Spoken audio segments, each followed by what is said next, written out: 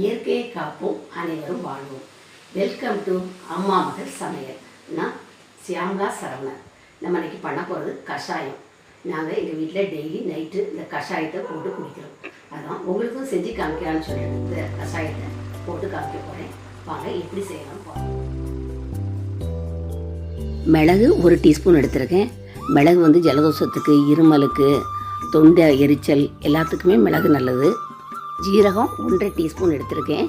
ஜீரகம் நல்லா ஜீரணிக்க செய்யும்.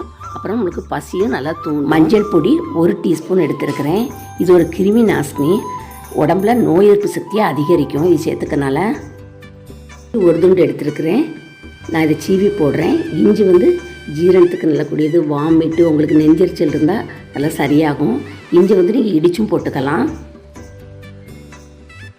1 டேபிள் ஸ்பூன் எடுத்திருக்கேன். மல்லி வந்து பித்தத்தை குறைக்கக்கூடியது. பித்தம் அதிகமாக இருந்தால் உங்களுக்கு வாமிட்டு அரைச்சிட்டு இருக்கும். அதுக்கு தான் சுக்கு மல்லி காப்பியில் அந்த மல்லி சேர்ப்பாங்க. அப்புறம் நோய் தொற்றுக்கு காரணமாக இருந்தால் ஒரு பாக்டீரியா அழிக்கிற சக்தி இந்த மல்லியில் இருக்குது. இந்த மல்லியை நான் 1-2 தான் இடிக்கிறேன், ஃபுல்லாக இடிக்கலை. பாருங்கள், இப்படி 1-2 நொறுக்கியிருக்கேன். நம்ம இதை போட்டுடலாம். துளசி தண்டோடு சேர்த்து 4-5 பீஸ் உடைச்சிருக்கேன். இது வந்து இருமலுக்கு, சளிக்கு எல்லாம் நல்லது. லெமன் எடுத்திருக்கேன். அது ஒரு கிண்ணத்தில் ஜூஸ் புழிஞ்சு வச்சுக்கிடுதேன். கொதிக்கும் போது இந்த லெமன் ஜூஸ் போட்டால் விட்டமின் சி வந்து அழிஞ்சிரும்.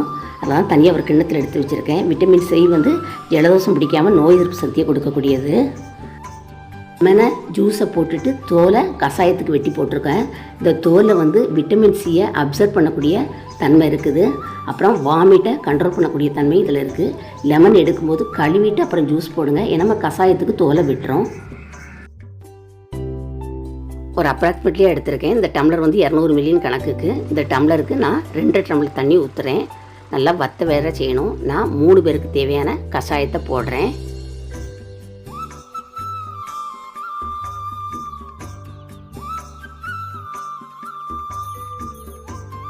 உள்ள கஷாயத்தை வச்சாச்சு. இப்போ ஸ்டவ்வை பற்ற வைக்கிறேன். கஷாயம் வந்து கொதிக்கணும். கொதிக்க தண்ணியும் ஃபுல் ஃப்ளேமில் இருக்கட்டும், அதுக்கப்புறம் குறைக்கலாம். கஷாயம் நல்லா கொதிச்சுட்டு இப்போது நான் ஸ்டவ்வை மீடியம் ஃப்ளேமில் வைக்கேன். ரொம்ப சிம்லேயும் வைக்காதீங்க. ஒரு 10 நிமிஷம் அப்படியே வச்சுருங்க. அப்போ அதோட ஃப்ளேவரெல்லாம் நல்லா இறங்கணும். 10 நிமிஷம் ஆகிட்டு நல்லா கொதிச்சுட்டு அந்த ஃப்ளேவர்லாம் நல்லா இறங்கியிருக்கும். இப்போ நம்ம ஸ்டவ்வை ஆஃப் பண்ணிடலாம். கஷாயத்தை ஒரு பாத்திரத்தில் ஃபில்டர் பண்ணி எடுத்துக்கலாம். நம்ம ஏற்கனவே எடுத்து வச்சுருந்தோம்ல லெமன் ஜூஸு, அந்த சீடெல்லாம் எடுத்துகிட்டு இந்த லெமன் ஜூஸு இதில் ஊற்றிடுறேன். ஊற்றிட்டு நல்லா கலக்கி விட்டுறேன். நான் 3 டம்ளரில் இந்த கஷாயத்தை ஊற்றுறேன். முக்கால் டம்ளர் ஊற்றுறேன். இங்கே குழந்தைங்களுக்கு கொடுக்கறதா இருந்தால் 1/2 டம்ளர் ஊற்றி கொடுக்கலாம். அதே போல் குழந்தைங்களுக்கு இனிப்பு சேர்க்கறதா இருந்தால் தேன், பனங்கற்கண்டு, நாட்டு வெல்லம் எதுனாலும் சேர்த்துக்கலாம்.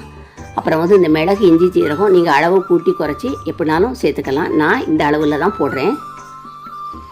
இந்த கஷாயத்தை உங்கள் வீட்டோட எல்லாருக்கும் போட்டு கொடுங்க. கொரோனா டைம் கிடையாது, எல்லா டைமே போட்டு கொடுக்கலாம். இது சாப்பிட்ட பிறகு நைட்டு டெய்லி போடுங்க. நெஞ்சரிச்சல், வாமிட்டு, உங்களுக்கு ஜீரணிக்காமல் இருந்து, ஜலதோஷம் இருந்து எல்லாத்துக்குமே இந்த கஷாயம் நல்லது. போட்டு பார்த்து உங்களோட கமெண்ட்ஸை எனக்கு மறக்காமல் தெரிவிங்க. சேனலை மறக்காமல் சப்ஸ்கிரைப் பண்ணுங்கள். தேங்க்யூ ஃபார் வாட்சிங் cooking made simple with me.